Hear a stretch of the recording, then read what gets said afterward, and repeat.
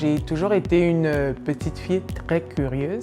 J'ai toujours voulu savoir comment fonctionnent les voitures, d'où vient l'électricité, les avions, ça part d'où, pourquoi ça vole. Donc moi, c'était chercher la réponse au pourquoi. Donc j'ai appliqué à Polytechnique pour pouvoir diplômer en génie.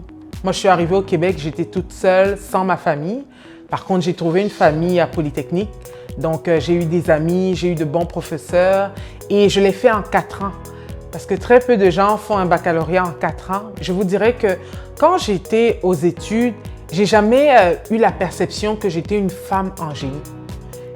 Tout semblait beaucoup plus naturel, beaucoup plus facile. Par contre, quand je suis arrivée dans le milieu du travail, la perception d'être une femme dans le domaine du génie est beaucoup plus grande. C'est comme si on vous mettait des barrières parce que vous êtes une femme. L'inclusion, c'est vraiment accepter les idées des autres, accepter de prendre leur culture, leur vision et l'adapter pour un but commun, pour une solution commune. Et l'équité, mais pour moi, l'équité, c'est ce qui pousse le monde à se dépasser. Quand on sent qu'on n'est pas reconnu à la même valeur que les autres, qu'on est pris différemment, c'est sûr qu'on n'apporte pas le meilleur de nous. Donc, un monde équitable, un domaine équitable, c'est très important. Et moi, je fais partie des communautés, je ne peux pas me cacher, c'est encore peu élevé. L'inclusion, c'est accepter de donner la responsabilité à celui qui veut la prendre. Et moi, je connais des gens issus des communautés, je connais des femmes qui veulent prendre cette responsabilité, mais à qui on ne donne pas la chance d'avoir cette responsabilité. Moi, mes enfants me donnent cet équilibre émotionnel, cette intelligence émotionnelle parce qu'ils te ramènent terre à terre, ils te ramènent sur terre.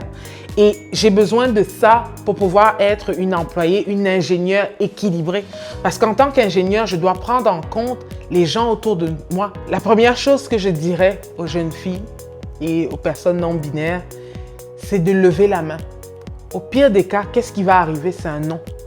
Mais le non, ça t'aide juste, ça t'encourage juste pour la prochaine étape, premièrement. Mais en plus de ça, si tu ne lèves pas la main alors que tu le désires vraiment, ben, tu ne l'auras pas. Tu auras eu un non pareil, mais ce non viendra de toi. Et je trouve qu'il est pire. Pourquoi? Parce qu'il vient avec des regrets. Donc moi, j'essaye toujours d'aller dans les écoles pour pouvoir refléter une autre image de l'ingénieur. Parce que l'ingénieur, c'est généralement considéré comme un homme qui a un certain âge. Donc, c'est comme ça qu'on voit l'ingénieur. Donc, moi, je dis souvent, je suis l'autre type d'ingénieur qu'on ne représente pas.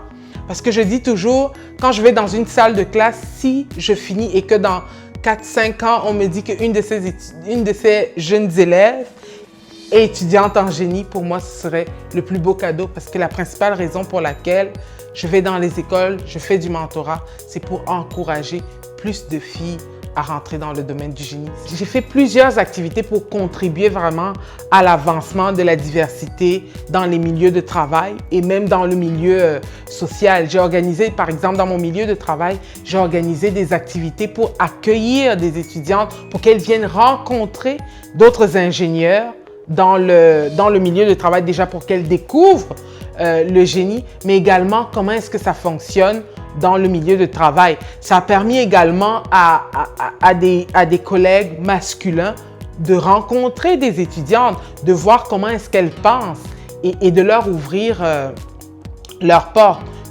Pour atteindre cet objectif d'être ingénieur, comme je l'ai dit, c'est d'abord se faire confiance en soi-même et se dire qu'on en a la capacité. Après ça, c'est de se rapprocher d'autres ingénieurs. C'est de se rapprocher. Aujourd'hui, il existe plusieurs communautés d'ingénieurs un peu partout, en tout cas au Québec. Je peux parler, par exemple, l'Ordre des ingénieurs a mis en place des programmes de mentorat dans le domaine du génie. Et aussi, il faudrait qu'il y ait plus de femmes autour des tables de décision. Parce que quand il y aura plus de femmes, ça sera moins monolithique. Il y aura moins de personnes qui pensent de la même façon. Il y aura des gens qui pourront imprégner d'une vision différente la prise de décision